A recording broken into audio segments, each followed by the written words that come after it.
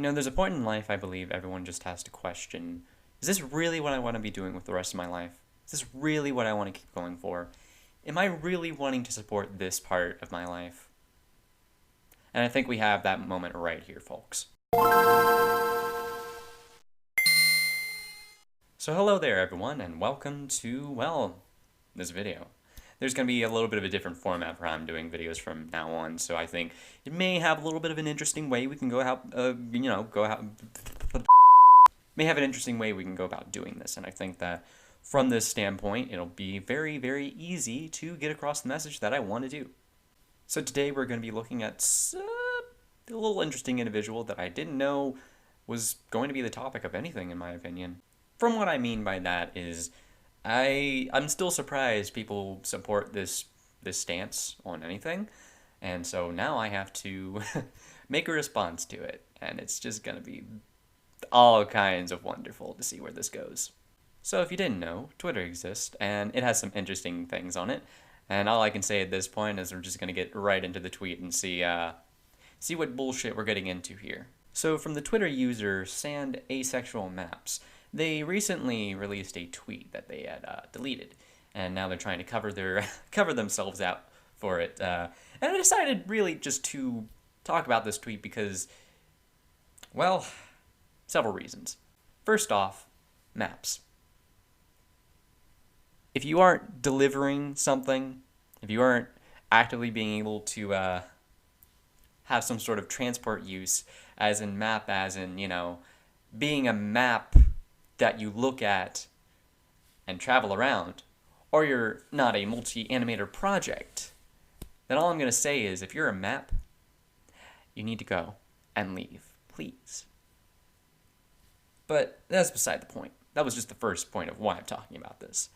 The real reason I'm wanting to talk about this is because there's been an issue with pedophilia online, with Twitter specifically, and I decided to, take my advances here and see. So as I had mentioned before, this user is called Sand Asexual Maps, and they had made a tweet that you can see right there.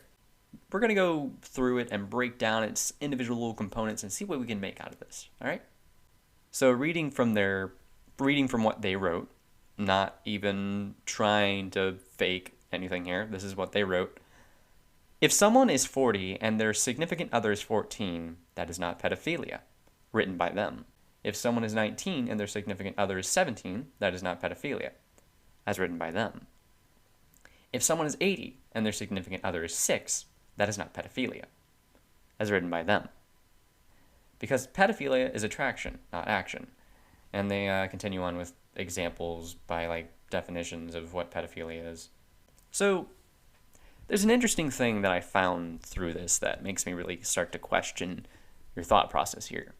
And one of the biggest parts is that you're using the main argument you're using for this is it's attraction, not action. And I get that. That's a big argument that you can use, and it's a viable one in certain circumstances. However, in this specific circumstance, I think you kind of screwed yourself on that one. Basically, they tried to use the argument of attraction, not action, as a justification for this, when in reality, their justification kind of flips on itself. See, the way I see it is that if you have a significant other, you're probably in a relationship with them, correct? It just makes sense. And from that, most likely, you have attraction to them. Their whole post here is saying that pedophilia is attraction, not action. However, in a relationship, you are acting upon, because you chose to be in the relationship. So that sort of kind of defeats your own argument. You made yourself a self-defeating argument. But continuing on, we can see that there's 3 different circumstances they brought themselves upon. They were saying that 40 and 14, they were saying 19 and 17, and they were saying 80 and 6. Now, personally, I don't have an issue with someone who is 19 and someone who's 17 in a relationship. That is basically someone who just graduated high school and someone who's a junior, almost a senior in high school. That's not pedophilia. That's not even close to pedophilia. What would be more accurate of pedophilia is if someone was like, I don't know, 21, maybe 22 or so, and dating a 17-year-old. That gets into creepy territory. What isn't acceptable is when you start trying to compare 40 and 14 and 8 and 6, because there's some insane differences that we have to work with there. So basically, to compare these things here, with 19 and 17, those are relatively close. Those are like extremely relatively close. 40 and 14 and 8 and 6 are not the same. They are nowhere near the same. And we have to establish that based on one very important factor, and that is maturity. Now, one thing that I've seen a lot of maps and even zoophiles claim is that maturity is more of a mental thing. And, for as many arguments as they try to pull off that do not work, that's one that is open to debate, I'd say. Their age is not just a number. It means a lot of their maturity. And I believe that personally, you should still consider what it is for that person, their mental state, if you should even consider going near them with a relationship. And that's why I believe that someone who's 19 and 17 can date each other, because they have very similar mental states. They have very similar ways of their mental maturity, you could say. What is not the same is someone who's 40 and someone who's 14. Those are two completely different scenarios. The same goes for someone who's 80 and 6. Those are two completely different age range. Here's the thing that you have to understand, and I'm saying this for the sake of clarity here. When you're saying that someone is a certain age, you're establishing not only how old they are as a number, you're also establishing indirectly a sort of maturity level mentally that they should have at that moment. Now, this is not to say that some people can't act certain ways based on their age. Like, some people may choose to act in a certain fashion or form just because they want to, even if it doesn't match their age. My argument isn't based around that. My argument is based around the time you have to actually grow and develop your brain. When someone is below, say, 13, they haven't even hit puberty yet, there's a lot of growth that happens within their mind that is very, very key on, specific events happening can very much impact the rest of their life. I'm going to focus more on the 80 versus 6 argument here before I move on to the 40 and 14, because this is the one that really got me. So when you have someone who is not even hit puberty yet put into the specifics of a relationship, that can very much hinder that person going into their future. A lot of things that we end up having for any sort of younger youth that we're trying to push them to do, that they are not mentally mature and ready for, pushing them to do it can harm them. Because in the long run, when you think about it, these people have barely experienced any part of their life. They still have a lot of development to do beyond just mental capacity. They have a lot to do with physical sense as well. One thing that I've always said in my mind is, if someone is not able to understand something, they still have to learn it, and they still have the ability to learn something. I don't believe anyone who's the age of 6, anyone who's below the age of 11, is able to fully comprehend how any sort of relationship or sexual contact or anything like that works. And I'm not saying that, just because your relationship means sexual things happen.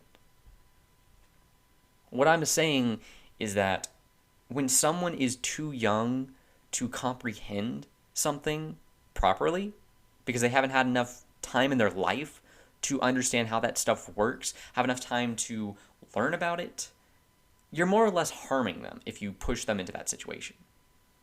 Now, on the side of 40 and 14, there's something else we have to talk about there. So comparing this 80 and 6 versus 40 and 14 is kind of difficult here because there's a difference in mental maturity, like I had mentioned before. It's the same between 6, 14, and 17 have different mental maturities. And like I had said before, with 6, they haven't even hit puberty yet. So they're going to have a few moments where it's just things don't click with them. But when it comes to people who are 14, they're in puberty state. They are still developing. And puberty is, if anything, I believe that puberty is one of the most specific parts of a person's life that will impact and change them for the rest of how they live their life. When you're in puberty, many different important facts hit them.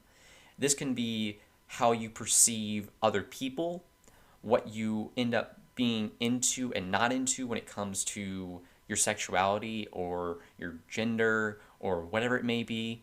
And it also has a big impact on how you go about reciprocating with other people, how you go about doing things or receiving things. When it comes to puberty, there's a big importance that it comes down to of how other people will treat you and how you will respond to that. What I'm basically saying with this is that you need to be very cautious about how you work around people who are below a certain age. It's why we have the age of consent being so high. It's because if we set it any lower, there could be a high potential of damaging youth that just would irreparably damage someone for the rest of their life. I don't mean to sound like, some anti-vax mom that's on a crazy spree like, think of the children. But in this context, I really do believe that you should consider how you impact a child's life. And that's why I'm very confused, disturbed, and appalled by that tweet. The main concern of mine is that you are going into something that is way too far just wrong to even address. You can't go into those situations, those types of relationships, because they just aren't good to do. When I mean aren't good to do, I mean specifically that you are going to damage a person's life if you ever so much as try to initiate a relationship.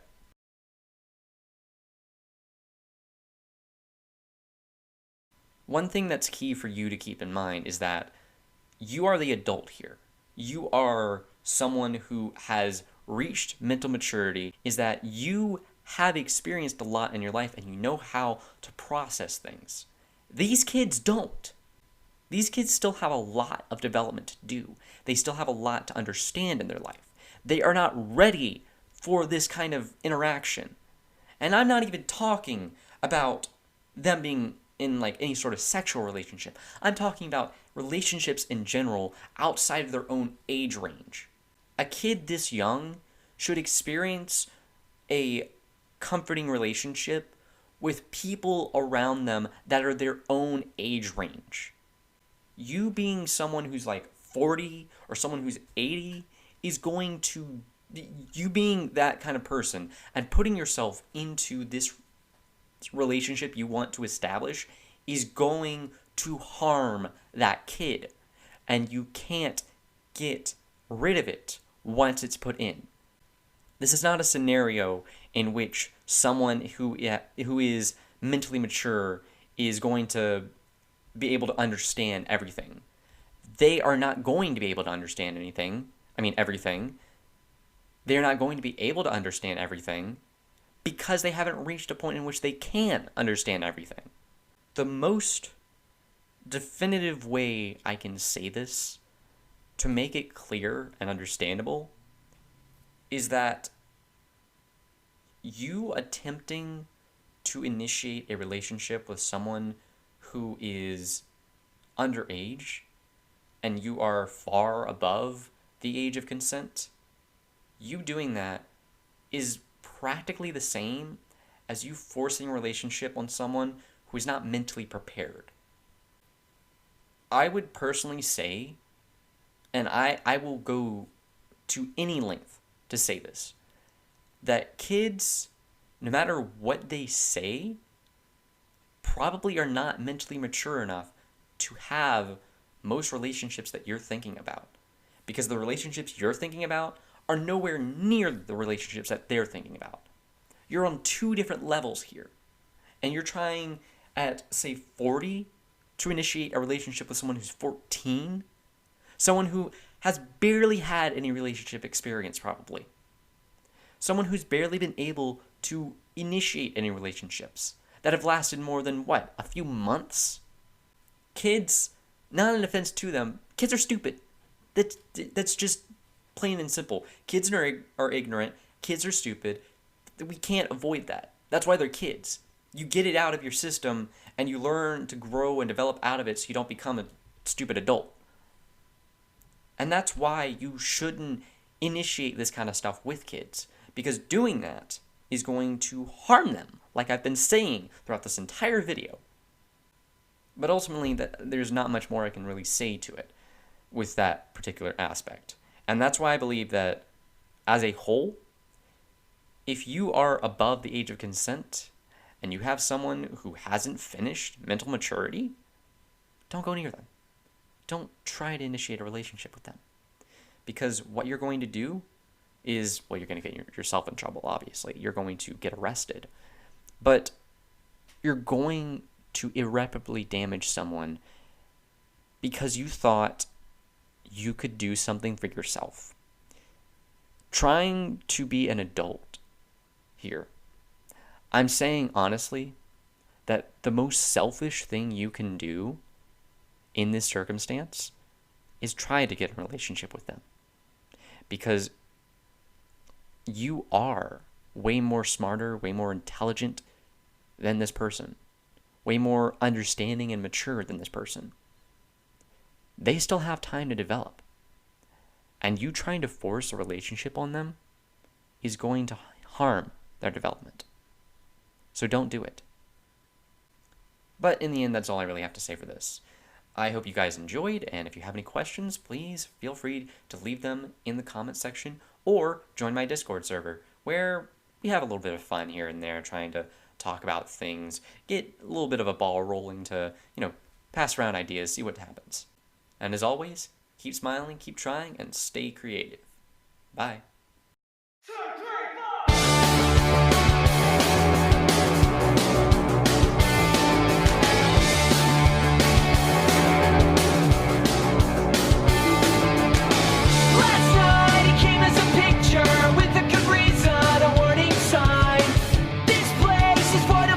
If you can imagine, it's easy if you